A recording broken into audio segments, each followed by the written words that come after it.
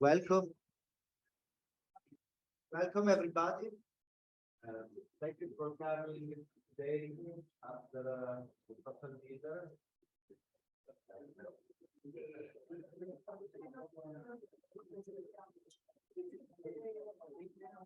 Okay. Welcome, everybody. Thank you for coming to this first section of today. Many of you survived after the social dinner, which is great. And we have three presentations. The first one is by Emily Grundy, Professor of Population Science at the University of Essex. Her work focuses on life course, family life courses, intergenerational relations and health. And the title of her presentation is Family and Intergenerational Influences on Health and Well-being in Europe. Thank you, Emily. The floor is yours. Thank you very much. And I was delighted to be here. It was a great honor to be invited to such a prestigious event at this university at such an eventful time. And thank you for the wonderful hospitality and the way everything is organized. So I was also a little apprehensive about being invited because I saw there are very many distinguished statisticians here. And I'm not a statistician, I'm a demographer, but maybe I can get some ideas from you about methodological advances, which would be a great help. And the work I'm presenting has been undertaken in collaboration with many people, including Marco Tosi here. So it's also very fitting. So I'm going to talk, as I said, about family and intergenerational influences on health and well-being. And particularly, I'm concerned in much of my work with the older population. And we know that there are a lot of ways or mechanisms proposed why family and intergenerational relationships are important for health. Firstly, surveys, everybody mentions the family as the thing that's great importance to them. We know that married people, for example, have better health and lower mortality than the unmarried. And that people who have few social relations are much more prone to depressive illnesses and also cognitive decline. And indeed, studies suggest that for older people, it's actually physically seeing relatives regularly that is important in reducing risks of getting depression. And importantly, from a policy perspective, older people who lack family support make much greater use of publicly provided services. So there are costs for society as a whole. However, families are not always a source of unmitigated joy. There are some stresses with bringing up young children. Stresses involve perhaps providing care and a potential for family conflict and worries about older people.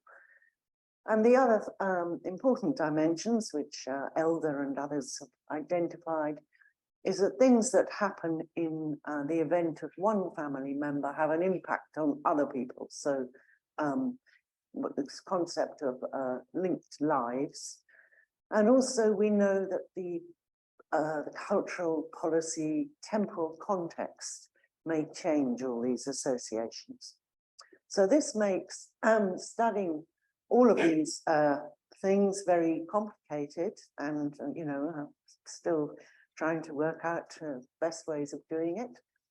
We do know, this is just to give a bit of context, we do know a little bit about how intergenerational exchanges of help tend to vary by characteristics of individuals and also by countries and welfare regimes. So in general, people who respond to needs of their parents. They're more likely to give help if their parents are disabled or if they have few siblings.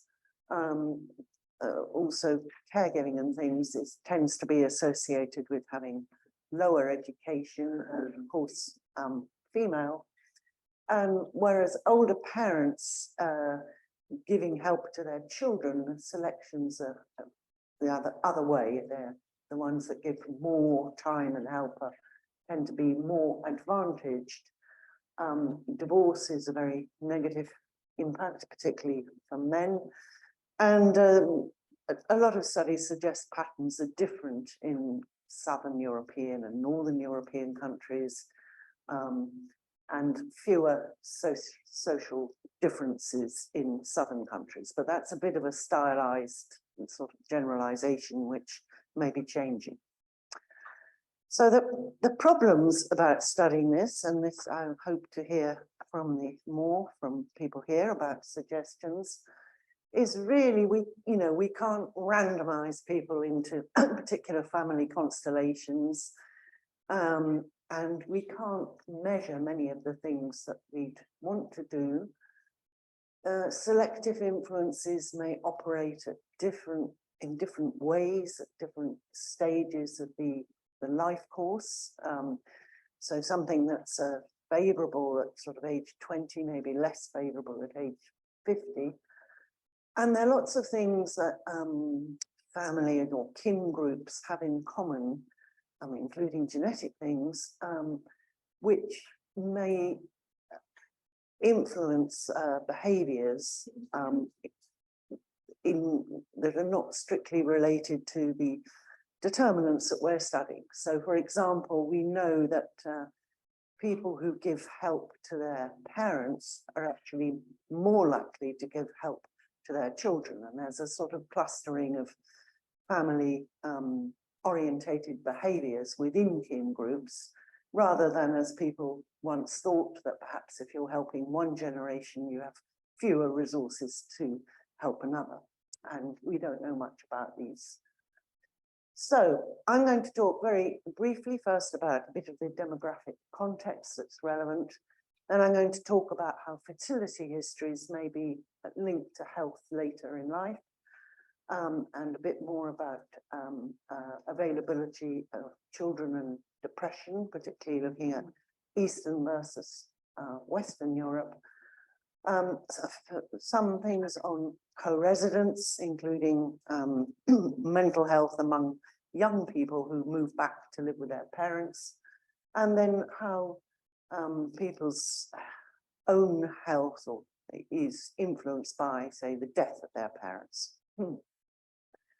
So in terms of the availability of sort of family members, currently most European populations are in quite a favorable position, because oh, I haven't quite got there, because the cohorts who marriage rates and things were very high, particularly for those born in the 40s, and those cohorts have lower rates of childlessness than either people before.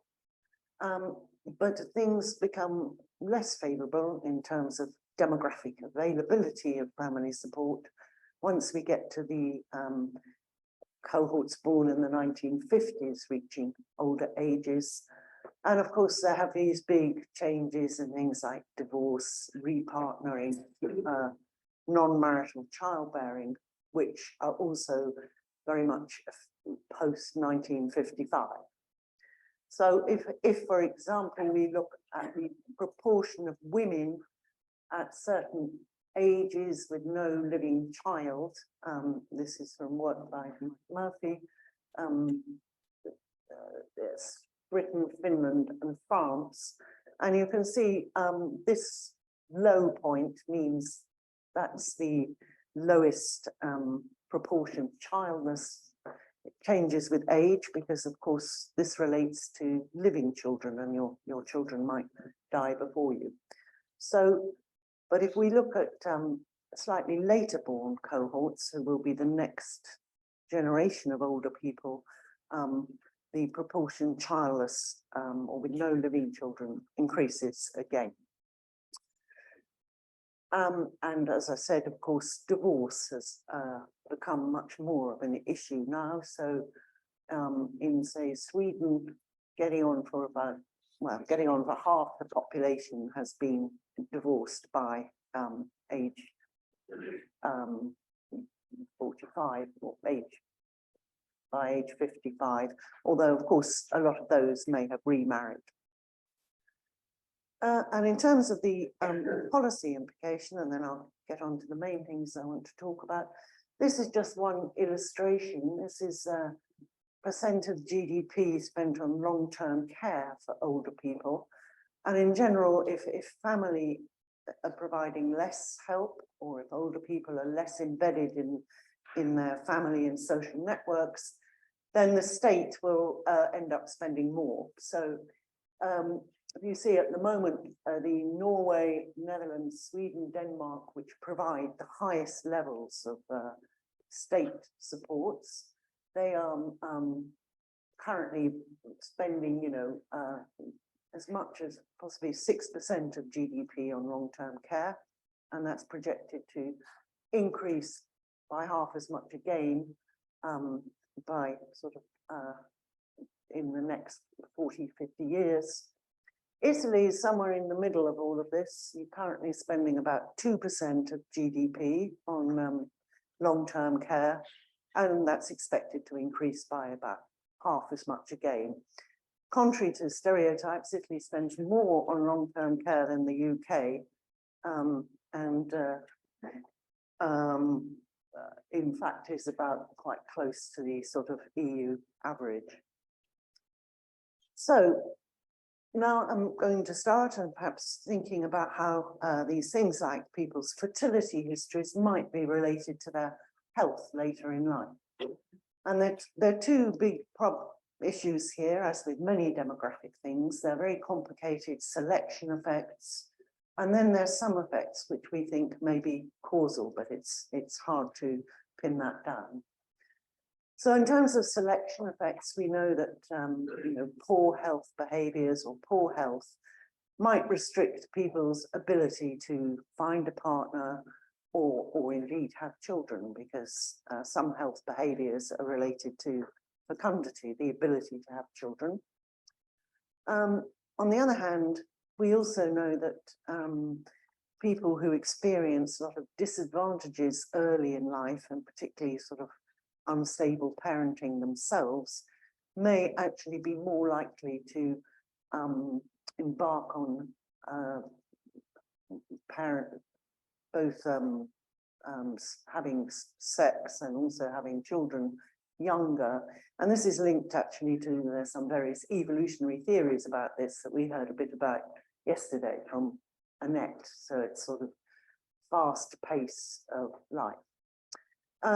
People who have children late in life, there's been a lot of interest in delayed fertility, and those who are able to do that without using ART may be selected for better health. Of course, ART is probably changing this picture, but I haven't got into this yet.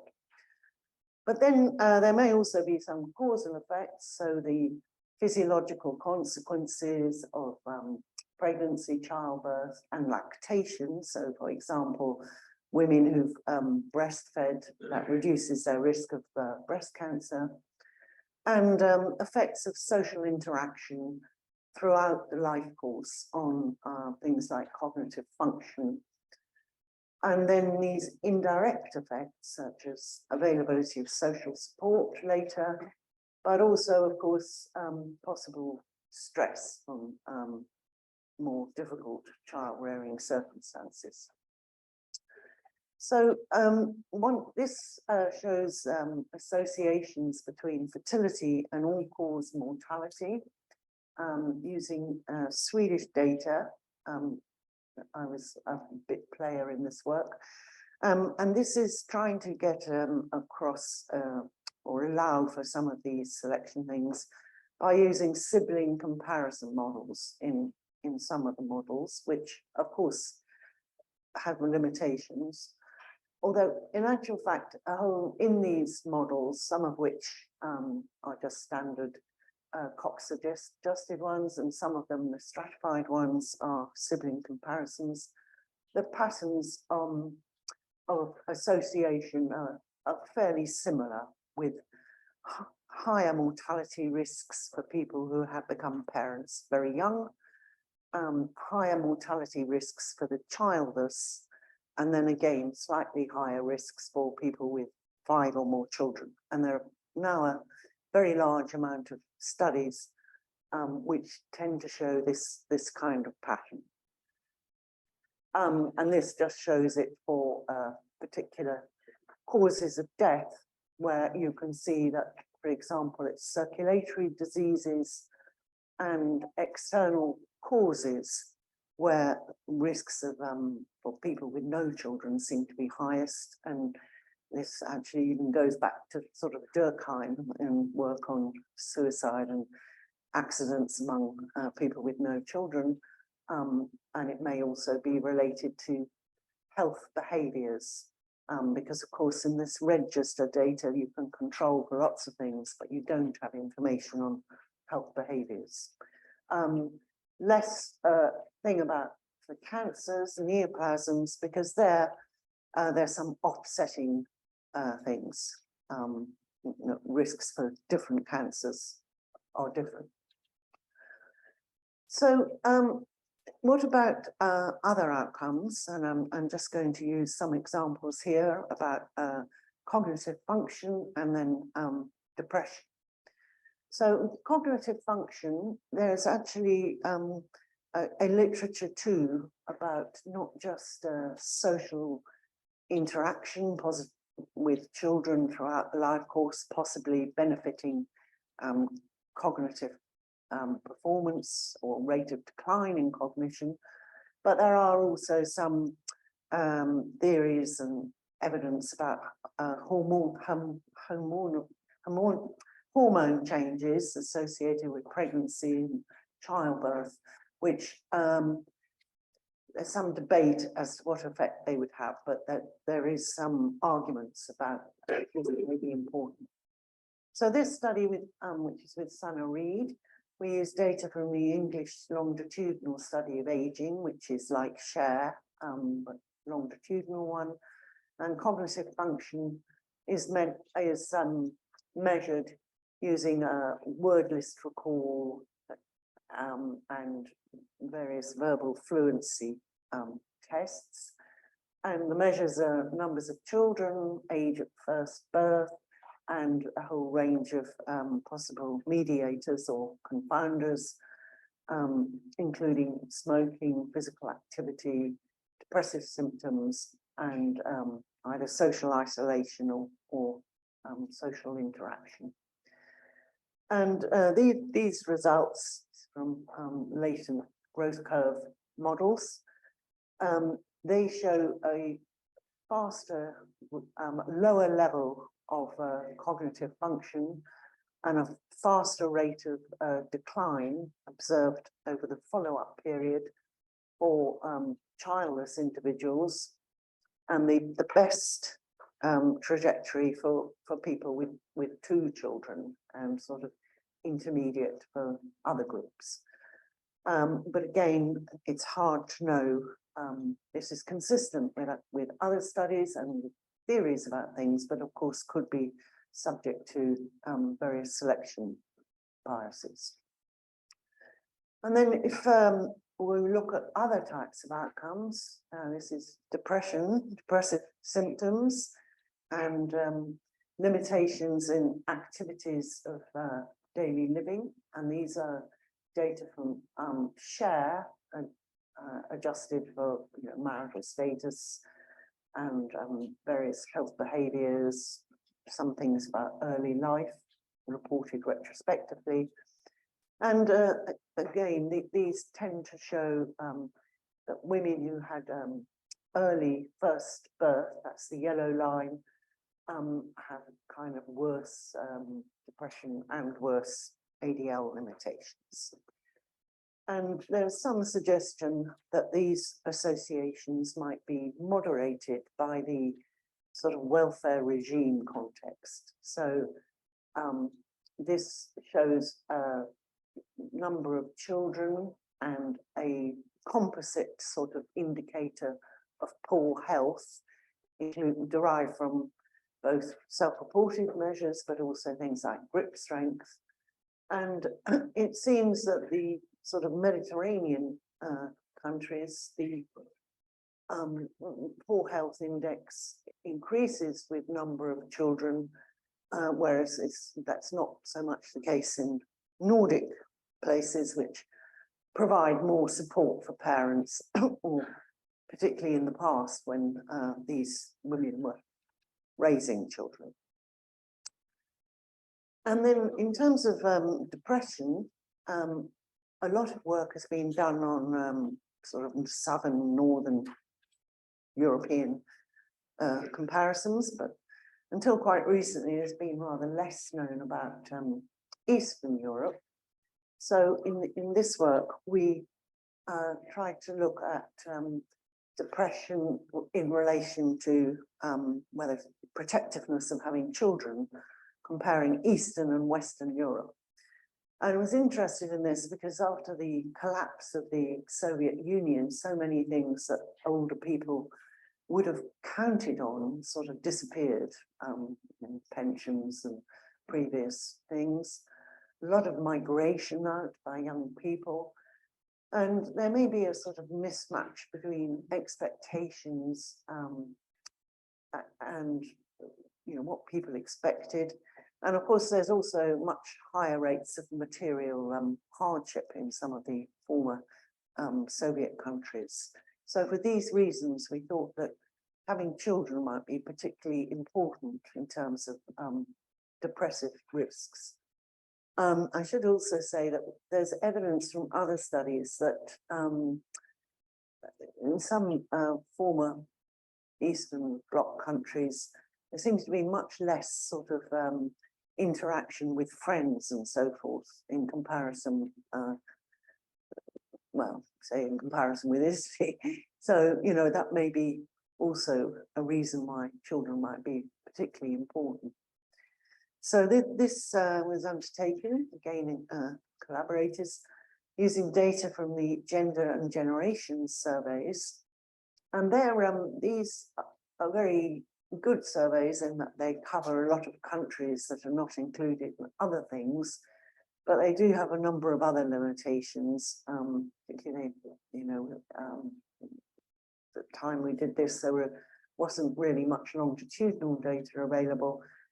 And there are some kind of data issues as well. But in this comparison, comparing a group of Western countries like Belgium, France, Norway, Sweden, with Bulgaria, Czech Republic, Georgia, Romania, Russia. And the measures the numbers of children, depressive symptoms using version of the CESD, emotional support, financial support, and the usual also things like partnership and health. And used country fixed effects and then tried to look at the associations taking these things into account, and say also of course controlling for physical health, and some retrospectively reported indicators of these people's circumstances in childhood.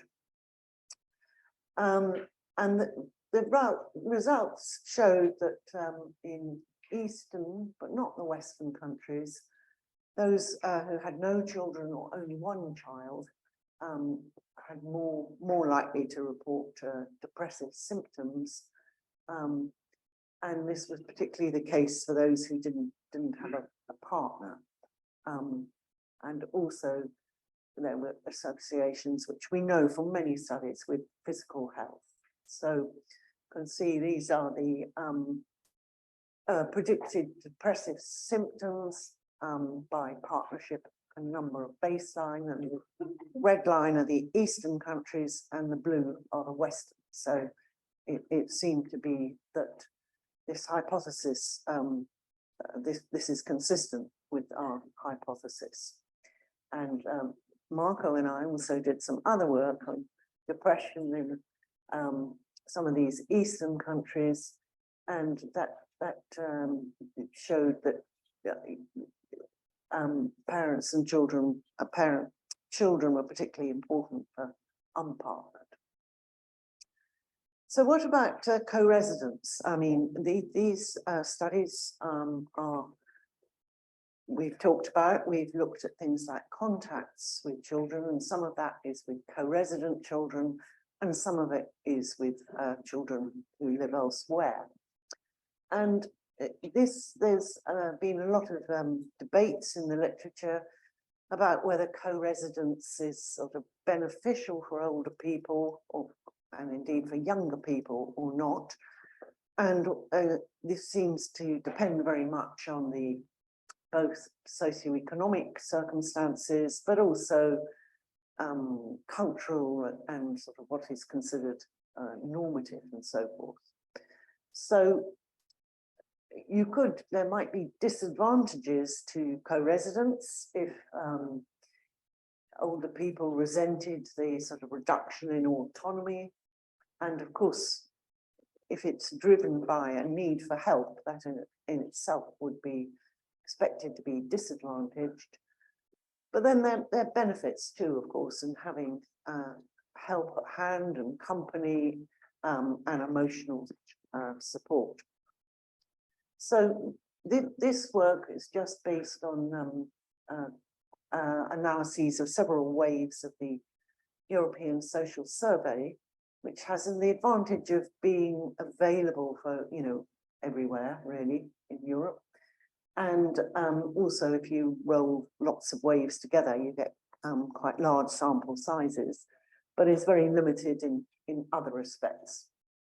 So this just shows the average life satisfaction score for older widowed women, actually. This is over 65. The red is the worst, lowest life satisfaction, and the blue is the best. And consistent with lots of other stuff, Nordic countries, they're best on everything. Former Eastern countries are worst on everything. And Portugal always comes out badly for some reason. Italy is about in the middle. It's actually worse than Britain in this, which is a bit surprising, but anyway. And this is just some results about whether people model results on happiness among people who co-resided with children, this is older widowed people, older widowed women, by different sort of regions of Europe. And it seemed to show that actually these older women were happier if they lived with a child, which was quite surprising. But in Southern and Eastern Europe, it was only living with a daughter, which had a positive effect. Plant might be consistent with someone. And then I just wanted to move on. All of this so far, I've been thinking about older people, but we've started also trying to think a bit about younger people, and it's particularly, although I haven't embarked on this yet, during COVID, there was a lot of debate about younger people moving back to live with their parents and what effects this might have on their health. Now, we haven't been able to look at COVID times yet, but I'll show you some results from using data from just before COVID. So this was one study which I'm not involved with, which just was looking at various attributes of young people, these 19 to 29, living with parents in the UK. And it seemed to suggest that the proportions with reporting mental health problems were much higher among young people living with their parents than among young people in general. There might be lots of reasons for that. It might be restricted their ability to leave things. But it's also been suggested that possibly the fact of having to go back home after or not being able to maintain residential independence might damage young people's mental health. It somehow it was associated with loss of esteem, self-esteem, and so forth. So what we know about these sort of boomerang moves, which are now really quite a common part of life, you know, increasingly young people don't just leave home when they get married, they have a whole process of moving in and out and so forth. And we do know that these sort of moves back to live with parents are associated with various other kind of events which might have implications for mental health as well, like partnership breakdown or losing a job. Marco has done work showing, looking at the mental health of parents whose children have moved back, which showed it had a bad effect in some places, but less bad in others. And I think he's done more recent work showing that those adverse effects were quite short term. But there's not a lot of literature on the effect of the moves on the mental well-being of young adults, and most of what has been done is from the US and often focused on a slightly younger group,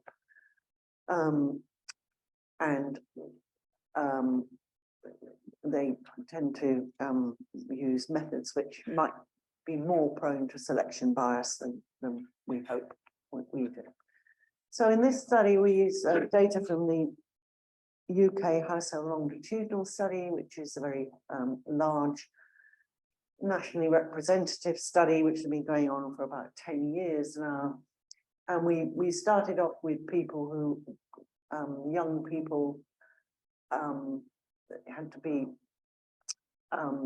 between 21 and 35 at all observation points, not living with their parents at the beginning, but the people we were interested in at some point moved back.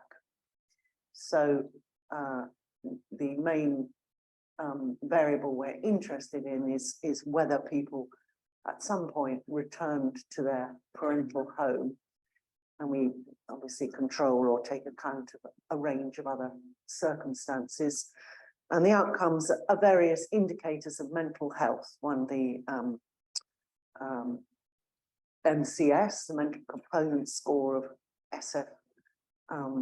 SF30, which is meant to measure positive mental health. And the other one, general health questionnaire, which is meant to be able to identify people with depressive symptoms that would be recognized as a case if they came in contact with a psychiatric services. So we first of all just use logistic regression to look at what factors make people return home or associate with returning home, and then fixed effects models to look at changes in mental health on whether or not people move home. So this shows just the sort of sample proportions, and about 15% of these young people during this 9-year follow-up period went home, moved back home at least once. Some of them went backwards and forwards quite a lot. So those are the people who we are interested to see if their mental health changed in association with those moves. And first of all, these are things that are associated with being more likely to move back to the parental home. And for women, GHQ caseness means they have a mental health problem as identified by that scale, that's associated with a slightly higher chance of making such a return move, although it's sort of fairly marginal. And then the other things associated with moving back are things we know about already: young person experiencing partnership disruption, young people more likely to go back than those in their 30s. And actually, the not born in the UK also slightly less likely to return, but that might be because their parents can't be identified in this study because they're living somewhere else. You know, they might not be living here. In terms of changes in the results in changes in these various indicators of mental health from the analysis of the fixed effects analysis for those who've gone back, the only sort of result that meets conventional levels of statistical significance might be this one of GHQ caseness. And that actually shows that for women, young women, a beneficial effect, their risk goes down associated with a move back to the parental home. So in conclusion, we found, as many other studies have done, that it's things like partnership dissolution that make people more likely to go back home, but also among women, poorer mental health seem to lead them to be more likely to return home. But contrary to previous studies, which I said mainly from the US, which suggested that moving back home would have a poor and negative effect on young people's mental health, we found no support for that, and possibly some suggestion of an improvement in mental health for young women that move back with their parents. But of course, one thing, and it's a problem with many of these things, probably the most disadvantaged group may be those who can't move back to their parents, you know, who might need that support, but for various reasons, their parents haven't got enough space, or their relationships are poor, or something, you know, and those missing groups are difficult. And in this study, there was a very small proportion too whose parents had already died. And I'm just going to sort of move on now. Sorry, there's another, yes, thank you, Marco. Nearly at the end, to consider this effect of a parent dying on individuals' health. And again, this is something that's likely. We know that the health of parents and children is associated, and that this leads to a lot of sort of complications and things we might study. So, for example, people providing care for older parents are in some ways selected for good health at certain ages because they've still got parents alive. But here we look at the effects using Norwegian register data, and the outcome is use of prescription medicine. And obviously we would expect that parents' death might cause grief and stress, and so lead to deterioration in physical and mental health. It also means lack of certain potential source of support is withdrawn. But in some circumstances, the parental death might be a kind of relief if it followed a long period of illness or intensive caregiving or something. And it may depend on the age of the adult child when this happened. So this is using work with Oysten Krapdal, using data from the Norwegian population register, and the outcome, I say, is prescription medicine use, and we were able to distinguish prescriptions for physical and mental conditions, but I'm not going to say that. And used fixed effects Poisson regression. So this shows for the death of a mother and the effect on prescription health use. And you can see that a prescription use started to increase a bit before the death of the mother, possibly because she was in response to the illness of the mother. Bigger rises among people who were quite young when their mother died, which is consistent with the idea of A, it being more stressful, and B, associations between the health of the two generations. But perhaps also it's interesting that even more than 9 years later, the level of use of prescription drugs is sort of shows some elevation, and that's for the death of a father. Although these effects are quite small, so and again, they're things we can't take into account.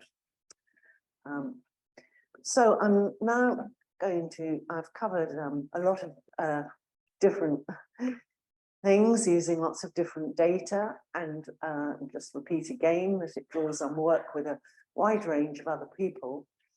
But it leaves us, I think, with several things. We know that family life courses and living arrangements are, important for health and well-being in later life, and as are intergenerational relationships. Things that happen in one generation, like your parent dying, affect people in other generations, and stress. One of your children is not doing well, and that may cause stress as well. And we have quite a lot of evidence that these, the strength and possibly even the direction of these associations will vary by contextual influences, and so interact with policy. But of course, that's a kind of chicken and egg thing. If the state may not need to provide so much because families are doing it and prefer to do it. On the other hand, if the state provides more, maybe, it's a difficult thing. And particularly important for mental health and availability of children seems to be particularly important in Eastern Europe, which we would expect. But we, despite trying to use, the toolkit of different range of methods control for different things, we still do have this problem that we can't really rule out all kinds of things of confounding or identify particular pathways, even using methods which try to look at individual level changes.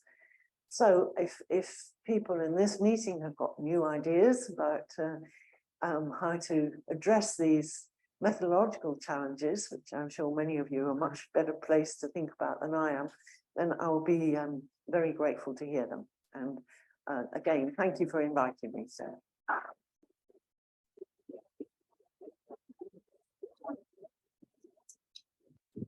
Thank you, Andy. And now we have discussants, Daniele Pignoli from University of Florence and Stefano Campostrini from Ca' Foscari in Paris. Does he need the?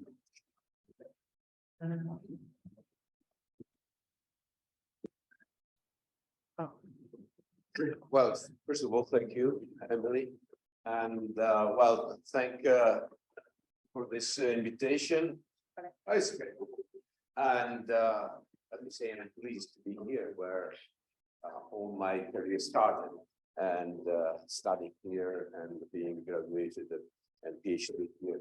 And but I'm honored to discuss such a great intervention, and in some way, Danielle and I, we have different roles. I will try to make some more general consideration about what we heard, while Daniela will be a bit more detail of what we have heard. And okay, thank you. We have the turn. Okay. And certainly there is a big one lesson that we learned, but perhaps we knew something already about it, that there is a strong evidence that the life course in terms of family, intergenerational relationship can influence particularly later health, and when start health problem, my age basically, and this is perhaps something that in several survey research came out, but I think the big question is about how. And this is a great question. Let me underline this point, because this is a great question for policy. So we need good research because perhaps we can influence policy. So the big challenge, and this Emily in the last words said it clearly, is to study the mechanism for this. And for the mechanism for which this happened, okay? And let me say that this is challenging for several reasons. Let me mention one, stress one that Emily mentioned, but here perhaps not so clearly, but I think it's really the most challenging one, because we are studying a phenomenon while it's changing, and this has a lot of implication also from the statistical point of view, in the sense is that the word that court has experienced not 100 years ago, 20 years ago, is completely changed, and particularly when we are talking about family is perhaps the social organization that has changed mostly in the recent years. If you think also in Italy, the divorce now are just half and half of person have experienced a divorce or not experienced a divorce. And at the present time, it was, as we know, before the 70s, it was zero. So this is a big change. But this is only one of the great changes that has happened and are happening in the recent year. If you just take the total fertility rate, again, let me quote that of Italy, how it has fell down in the last 40 years. That's an amount change for families. So we are trying to hit a moving target. And another aspect that I think is really interesting and comes from Emily's studies is that the effect of shocks in the family life. And we have seen several ones, the death of persons and so forth. Well, shocks cannot have the same effect in a situation, in a stable situation, or in a fragility situation. And we are experiencing that families are experiencing an increase in fragility, vulnerability, and also the what is recently happening as pandemic, war, and so forth. These are all increasing this fragility. So another big issue, the big lesson that we learned today is that these mechanisms are highly influenced by the context. So this is the broad context, but then there are local contexts. There are a lot of other relevant issues. So the word challenge, I think it's an appropriate word, Emily, to describe the study in this field. Just very quickly, just to say that Emily did not mention, but there are several methodological works that she is doing that are relevant in helping the methodological issue in addressing this relevant point. For me, one highly relevant issue is, well, we know context is important.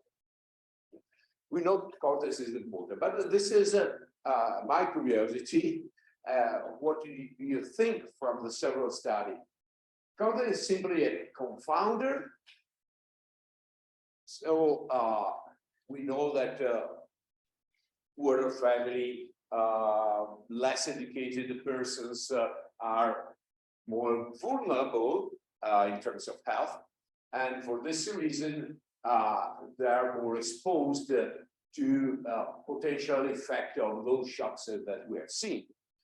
But is simply confounder or is also interacting? I think this is an interesting question. And then the other big question, which are the key contextual variables?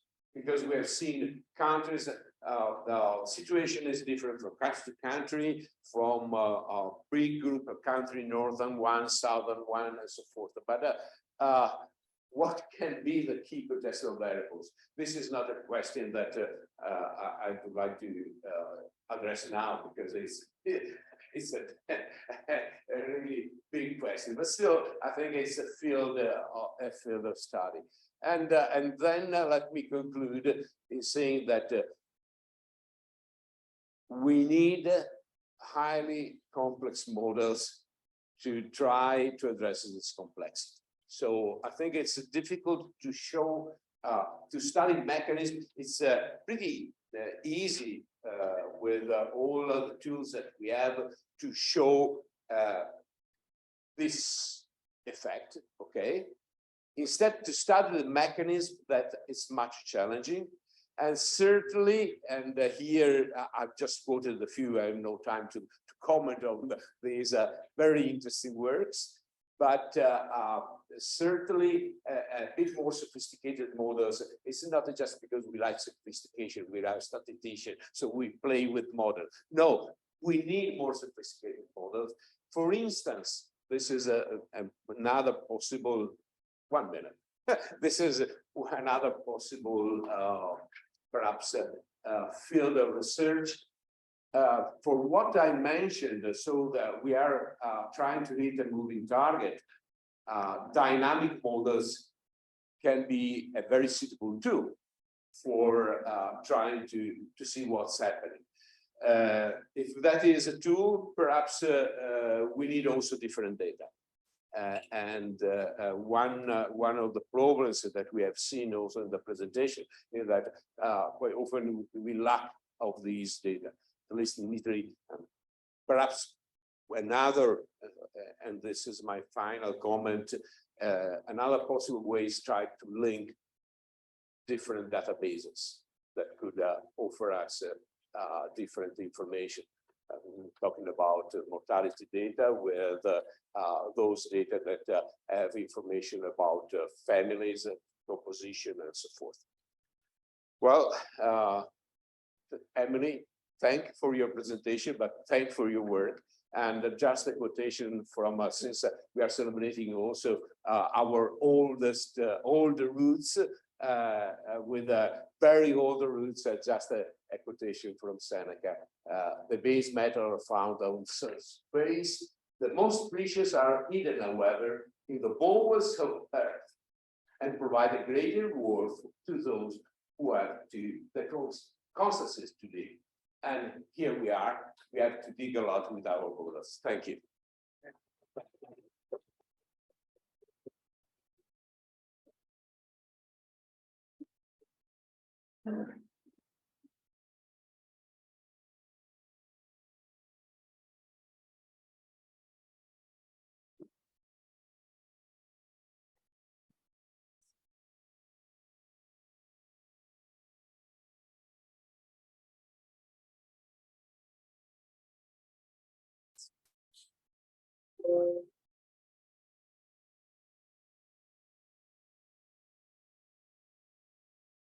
Okay, so can you hear me?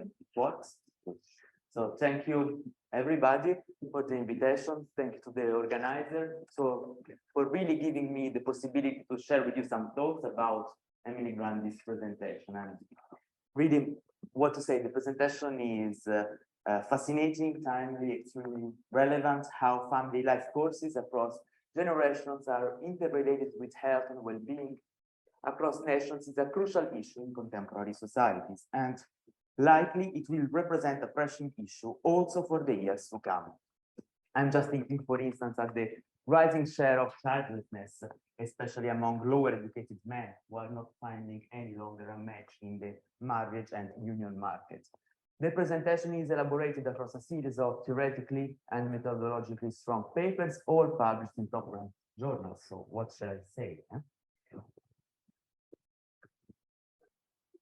So my first comment regarding Emily's presentation is about the centrality of demography and the notion of generation in this type of research. Really, Emily made it very clear that without a strong demographic and generational perspective, our understanding of health and well-being would be very limited. Just to give some example, in terms of mortality, the trends of declining mortality have changed families, making them more stable and dense of horizontal and vertical relationships between its members. The drop in mortality rates over the past century also increased the probability of having a partner alive at old age, challenges all the preoccupation among these elderly left alone. And at the same time, the improvement in child survival has stabilized potential support for the elderly. So generationally longer, living better health, and this creates relationships between grandparents and grandchildren, and sometimes also great-grandchildren.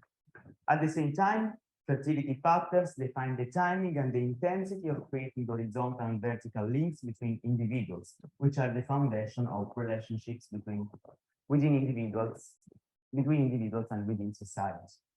And third, the process of union formation and dissolution are equally central, as they define the beginning and the end of families and generate new families. So all these, mortality, fertility, union formation, and dissolution, are all very nicely taken into account in Emily's work. I would add another one. And I guess that migration perhaps is another demographic issue that is not enough yet taken into account in this type of research. I really appreciated the new evidence about the boomerang moves. It was not in the slides recent. So migration dynamics are more and more often interrelated with other demographic dynamics in wealthy nations. Let us think about internal and intergenerational migration due to the death of the spouse, or differential fertility between natives and migrants, or migration when a family is formed or expands or dissolves. So by definition, some personal contacts are just impossible after migration. And also the relationships with members of family who move and the implications for the health and well-being of the stayers are also potentially challenging. So I really have the impression that research on family life courses and health and well-being consequences would benefit by giving more importance to the role of migration. And I'm curious to know what you think about that. Another challenging aspect is the fact that demographic processes are strongly linked with other macro trends. So I'm thinking about the increasing economic vulnerability of the younger generations. So older people are likely to be financial supporters rather than receivers, or the increasing age at retirement and female labor force participation. We will have higher demand of grant childcare, but possibly lower availability. So do you think these macro trends will impact the triangular relation between family life courses, health and well-being? And are these macro trends taken into account in this work? Still, from a demographic standpoint, the emphasis of the talk is on the role of the generations of families. However, from a demographic perspective, I would also argue that the cohort perspective is crucial in understanding family life courses across generations. Birth cohorts with very diverse demographic histories are often collapsed in many of these analyses, and I wonder whether more than controlling by age or birth cohort in the models is the interaction effects, which is crucial here. So my question is whether and to what extent are the effects of family life courses on health and well-being moderated by birth cohort? I'm to some extent thinking of a possibility of an analysis with a sort of age period cohort family generations setting.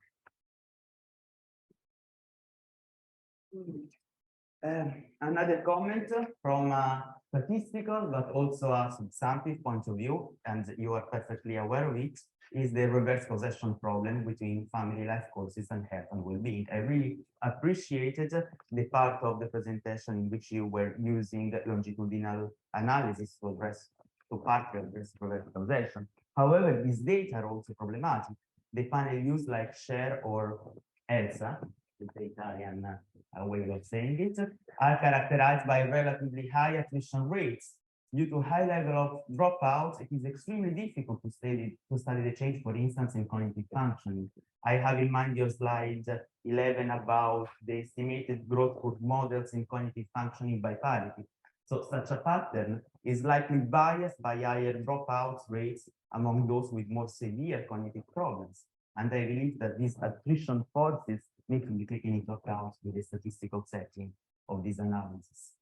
And also those interviewed are selected by definition in the sense they are the survivors.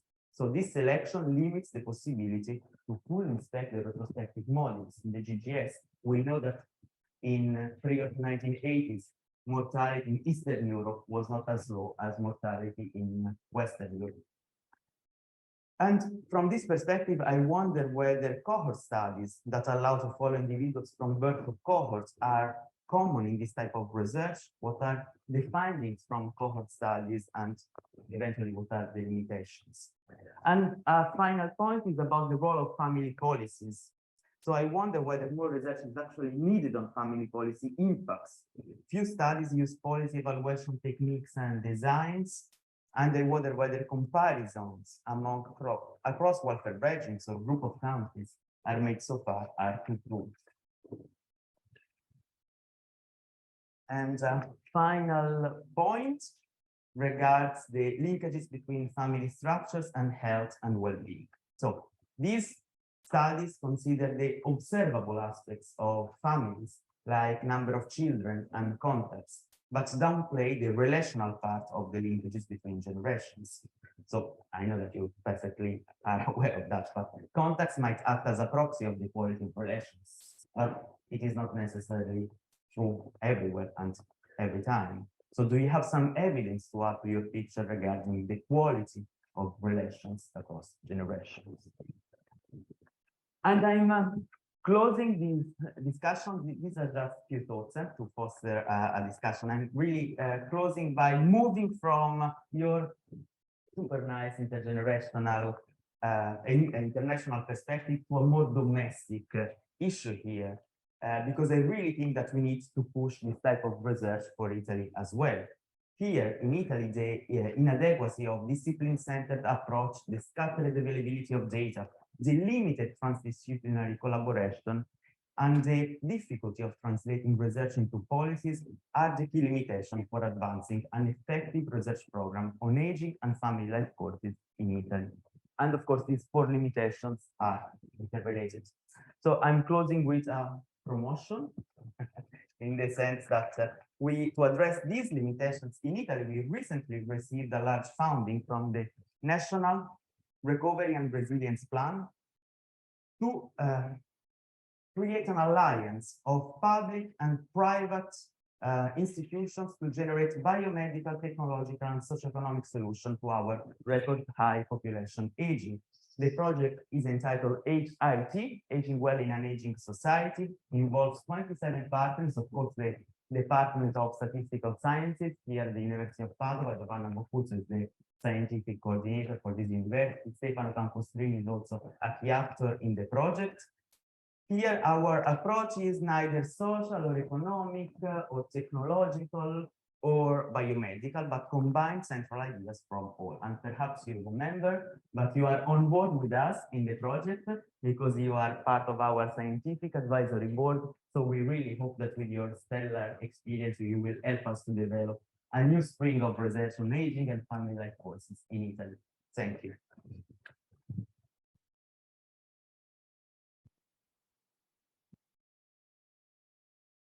Okay, any question from the audience?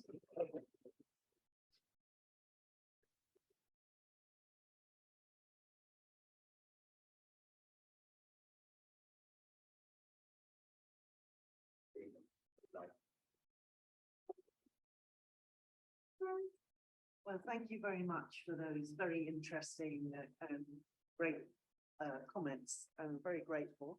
And of course, I should explain that I think I'm probably not the only one who didn't send for discussants everything.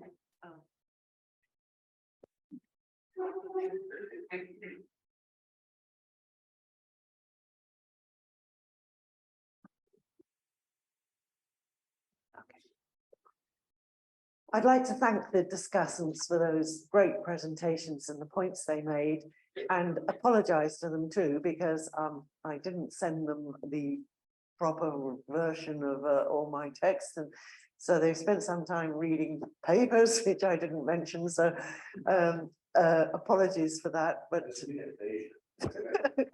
but thank you for those great things. So first of all, yeah, Stefano, you talked about context, you know, is it a mediator or is it, I think this is a really important point, you know. I think this is the one difficulty we have. All of these things are interactive. And you talked about technology, the role of change, and how much things have changed. And you mentioned things like divorce, longer survival and so forth. And obviously we know those have had huge difference effects. I was just, it's been hard to avoid in the UK endless stuff about our royal family, where one of them has now started his job at age 73 because his mother has only just died, and they have a very complicated and one would think stress-inducing set of family relations, although of course plenty of socioeconomic resources to buffer it. But in terms of the technologies, I mean, I don't know, maybe people here, I haven't even, I think we're going to have an even greater change when we have these cohorts of young people whose way of interaction is totally different. It's, you know, I think there's already some evidence in some countries, maybe not so much in Italy, but UK and Japan and places, that most young people's interactions now are not face to face, but you know, on their phone or, you know, on videos or something. And we really don't know how that's going to affect their development or their relationships with their other family members. I think you made a very good point about the complex models, you know. We need really well thought out things, and that requires an awful lot of work. And that, you know, we're perhaps your Seneca thing, we're still perhaps on too near the surface, so we need to go deeper. And I think, you know, this probably means also we need a lot more collaborations, because now the kind of things that we need to look at, the you know, biomedical type things and the cognitive things and the statistical things, you know, we need people to work together and to do that. So I think that was really good. And as you mentioned, there is this problem everywhere. There seems to be now of some sort of younger men, and I think we heard it in one presentation yesterday too, who somehow haven't got a role anymore because the kind of jobs that they once would have done and now don't pay much money or provide much security, and they can't find partners, and you know this is a bit of becoming quite a problem. Daniela, migration, of course, you're absolutely right. We need to take account of that. I mean, it's quite difficult because a lot of people have looked at things like, you know, whether older people have got family, their children live near them and so forth.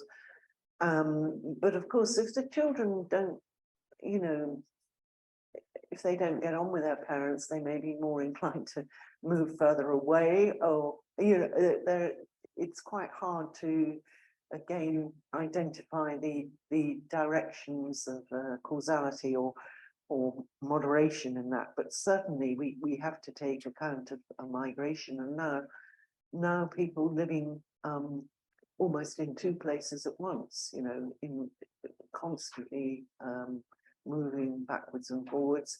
And what it means if you live somewhere, but perhaps you're more interested in what's going on somewhere else. So, and you ask about the level of context. Now, I think it's actually very important, this point. Probably from a policy point of view, we might be thinking of the entity that actually decides policies, which varies. You know, in some places that's national level, in some cases it's regional or municipal. In terms of social interactions, we might be thinking neighborhood, but also now of these more dispersed things that are mediated in different ways.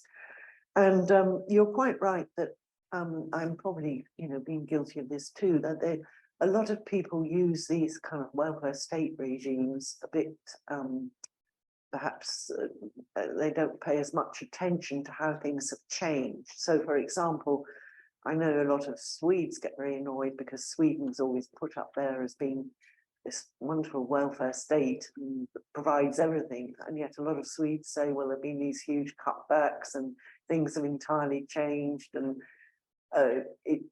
this sort of shorthand we have of different parts of Europe being associated with different types of system, maybe it's not sufficiently nuanced, or as Stefano said, you know, that's another moving target. And I congratulate quality of relationships. That's terribly important as well, and something we don't know much about. And as you said, the thing about data and not paying sufficient attention to missing data, and whatever imputation we do, we can never really get around the problem that some of the people we might be most interested in are the people who never turn up in surveys. So we do need other approaches. So I was really grateful to hear your comments, incredibly grateful to be and privileged to be invited to be here. And I really, good luck for the new program. And I hope we have opportunities to keep in touch and maybe try and address some of these problems together. Thank you.